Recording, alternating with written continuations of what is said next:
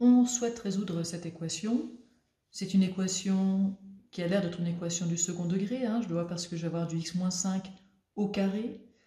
Et on sait que les équations du second degré, on pourra les résoudre avec les formules de Viette, en développant tout et en passant tout d'un côté égal à 0. Donc c'est la première chose que je vais faire, c'est me ramener à une forme sur laquelle je pourrais appliquer les formules de Viette.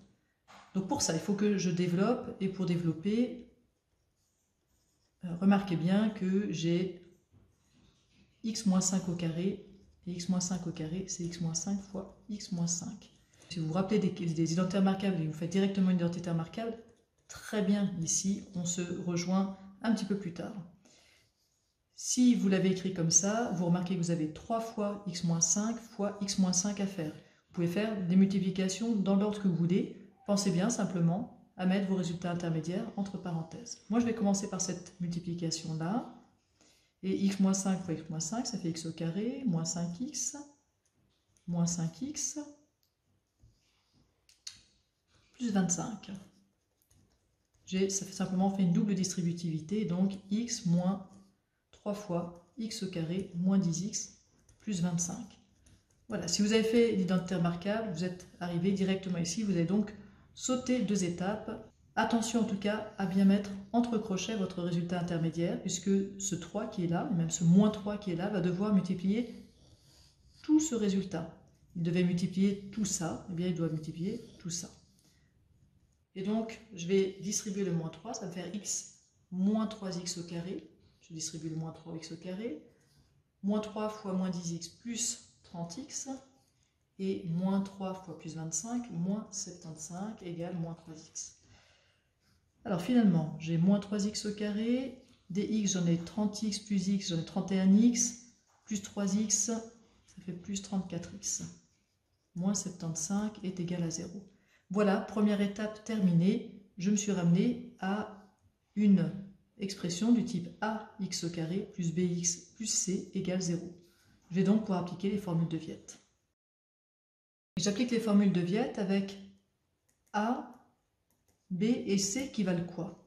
A, je sais que c'est le nombre de x au carré. Ici, j'en ai moins 3. B, c'est le nombre de x. J'en ai plus 34. Et C, c'est le nombre d'unités, j'en ai moins 75. J'ai plus qu'à dérouler mes formules. D'abord, je calcule delta. Delta, la formule me dit que c'est b au carré moins 4ac. B, c'est 34, donc je remplace. Moins 4 fois A, c'est moins 3. C, c'est moins 75. Donc j'ai vraiment très bêtement remplacé B par 34, A par moins 3 et C par moins 75. Là, petite difficulté de calcul. Alors 34 au carré, vous avez le droit de prendre la calculatrice. Vous pouvez aussi le faire à la main. On trouve 1156. Moins 4 fois moins 3 fois moins 75. J'ai moins fois moins fois moins. Moins fois moins, ça va faire plus. Fois moins, moins. Donc je garde un moins. 4 fois 3, 12. 12 fois 75, 900. 1156 moins 900, ça fait 256. Et une fois que j'ai calculé ce delta, je sais combien j'ai de solutions et je vais pouvoir calculer les solutions. Ici, mon delta il est strictement positif, donc j'ai 2 solutions. Et mes solutions, elles sont données par x égale moins b plus ou moins racine de delta sur 2a. J'ai bien 2 solutions parce que je mets plus et moins dans la même formule. Moins b.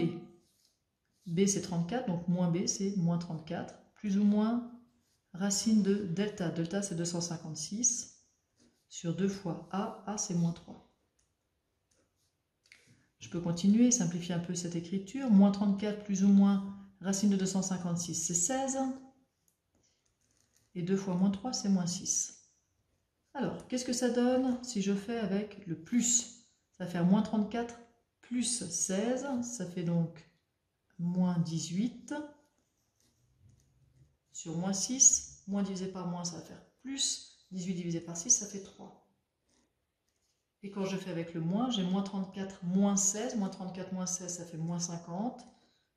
Sur moins 6, moins sur moins plus. 50 sur 6, ça ne tombe pas juste, mais je peux simplifier en 25 tiers en divisant en haut et en bas par 2.